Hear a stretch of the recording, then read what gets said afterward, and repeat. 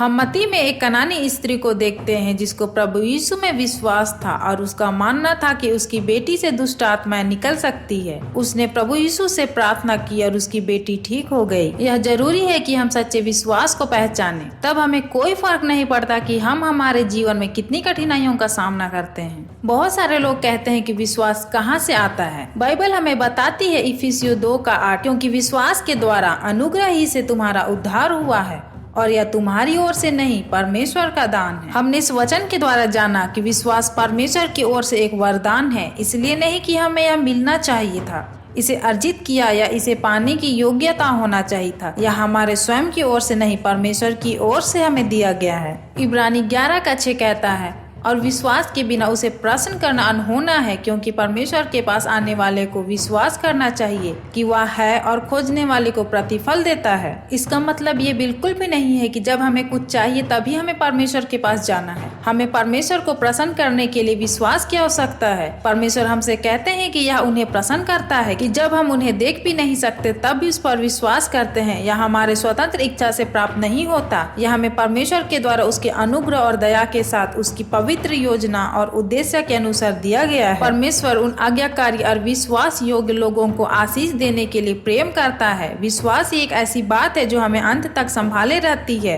विश्वास के द्वारा हम अनंत काल के लिए परमेश्वर के साथ स्वर्ग में होंगे। जब हम देखते हैं कि लंबे समय से हमारे परिवार के सदस्य बीमार है, व्यापार में नुकसान हो रहा है, जीवन में असफलताएं आ रही है, परिवारें टूट रही है, प्रार्थना करने के बाद भी हमारी स्थिति में कोई सुधार नहीं हुआ है, तब भी हमें परमेश्वर पर विश्वास करना है। याकूब अपनी पुस्तक में हमें कहते हैं, जब तुम नाना प्रकार की परीक्षाओं में पड़ो तो उसे पूरे आनंद की बात समझो, यह जानकर कि तुम्हारे विश्वास के परखे जाने से धीरज उत्पन्न होता है। पर धीरज को अपना पूरा काम करने दो कि तुम पूरे और सिद्ध होते जाओ और तुम में किसी बात की घटी ना रहे। पतरस अपनी पत्री में कहते हैं कि नाना प्रकार की परीक्षाएं होंगी, या इसलिए होगा कि हमारा परखा हुआ विश्वास जो आग से ताए हुए नासवान सोने से कहीं अधिक बहुमूल्य है, यीशु मसीह के प्रकट होने पर प्रशंसा और महिमा और आदर का कारण ठहरे। हर परिस्थिति में परमेश्वर पर विश्वास हमें अनंत महिमा की ओर ले जाता है। जब भी कोई प्रॉब्लम्स होता है तो उसका सामना कीजिए। याद रखिए कि आपके सिर के बाल भी गिने हुए हैं। नीति वचन 3:5 और 6 कहता है, तू अपनी समझ का सहारा ना लेना, वरन संपूर्ण मन से यहोवा पर भरोसा रखना,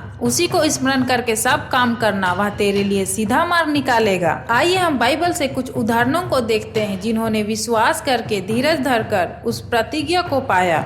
विश्वास से सारा ने अपनी बूढ़ी होने पर गर्भ धारण करने की सामर्थ पाई, क्योंकि उसने प्रतिज्ञा करने वाले को सच्चा जाना। उसी प्रकार अब्राहम को परमेश्वर पर विश्वास था और उसने अपने इकलौते बेटे इसहाक को परमेश्वर को बलि देने के लिए तैयार हो गया। अय्यूब ने परमेश्वर पर भरोसा रखा और उसने अपने जीवन में सब कुछ खोने के बाद भी परमेश्वर की महिमा के द्वारा गवाही दी। विश्वास ही से नूह ने उन बातों के विषय में जो उस समय दिखाई न पड़ती थी चेतावनी पाकर भक्ति के साथ अपने घराने के बचाव के लिए जहाज बनाया, और उसके द्वारा उसने संसार को दोषी ठहराया और उस धर्म का वारिस हुआ जो विश्वास से होता है। इस प्रकार परमेश्वर का वचन कहता है याकूब 2:17, वैसे ही विश्वास भी यदि कर्म सहित ना हो तो अपने स्वभाव में मारा हुआ है। हमने देखा बाइबल के उदाहरणों से कि विश्वास ने उनके कामों के साथ मिलकर प्रभाव डाला और कामों से विश्वास सिद्ध हुआ। विश्वास अंगीकार में नहीं, विश्वास में दिखना चाहिए। परमेश्वर इस वीडियो के द्वारा आप सबों को विश्वास में बढ़ाए।